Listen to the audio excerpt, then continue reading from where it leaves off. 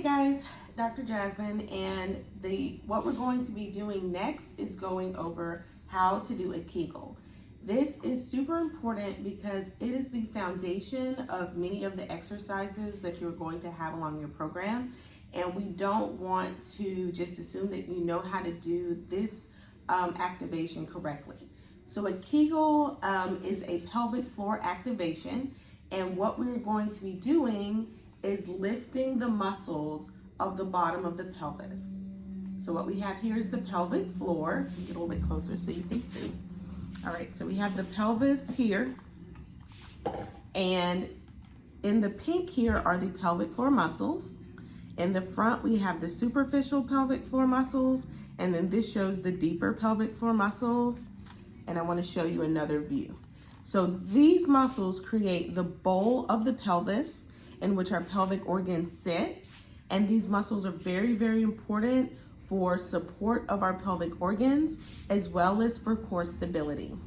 So the first thing I like to do when explaining a pelvic floor contraction is I want you to be able to feel the muscles on which we're going to be activating. So I'm gonna have my model here. This is Sarah.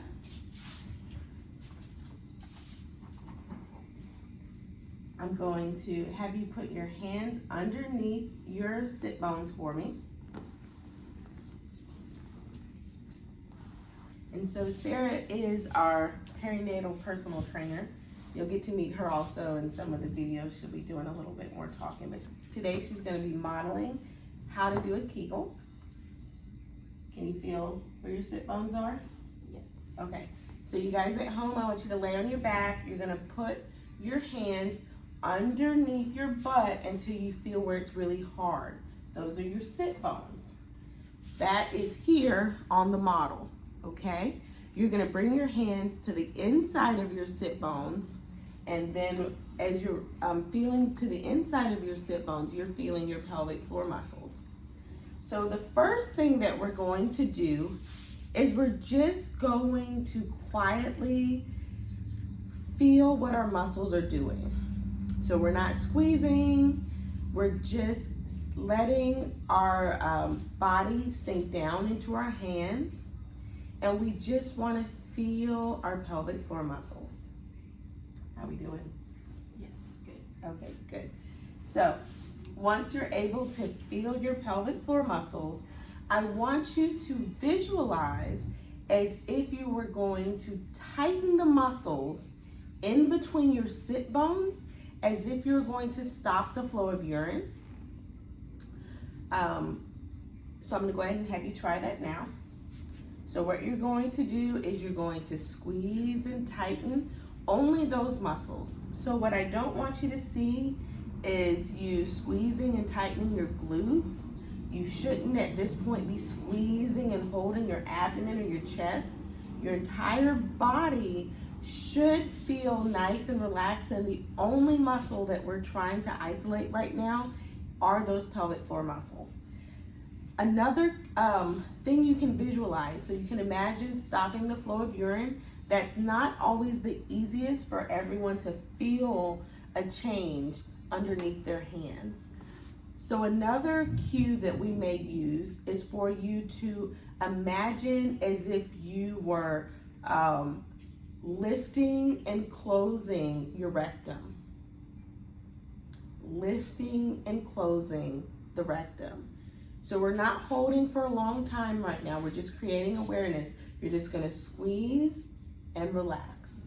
Underneath your hands, what you should feel is something, which we know is our pelvic floor muscles because we know the anatomy. We're feeling something lift off of our hands and then relax back down on our hands. As we feel that lift off of our hands, that is how we know that we are talking to the correct muscle and that we're lifting the pelvic floor muscles up into the body.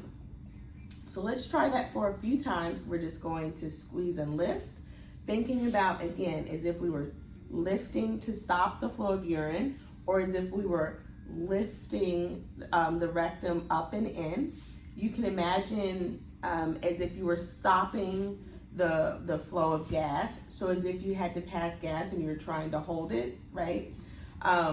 That's another cue that we can use when we're trying to talk just specifically to the pelvic floor muscles. Before we do a practice, I'm going to give you a few additional cues, and all of these cues you're going to have in a handout. Another way you can also visualize lifting your pelvic floor muscles, and you can do like Sarah, if you feel like you know where those muscles are, you don't have to keep your hands underneath your sit bones. That's just so you know where we're specifically activating. But sometimes we can think about, imagine as if your vagina, if it was like a kidney bean and you were gonna lift that kidney bean up and in. Some of my cues are a little weird, but they're the ones over the years that I have found work the best.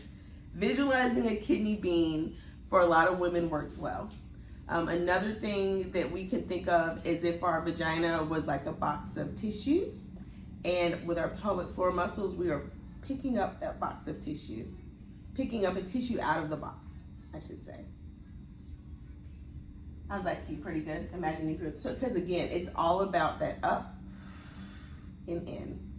Another cue is if you were sucking a milkshake through a straw. You know how thick milkshake is, and you had to really slowly pull those muscles up through that straw, really pull and on that milkshake. So I want you to think about that. Think about that up and in. Okay, very good. What we will be looking at next is how we connect that muscle that we have now figured out how to activate. How do we connect that with our breath?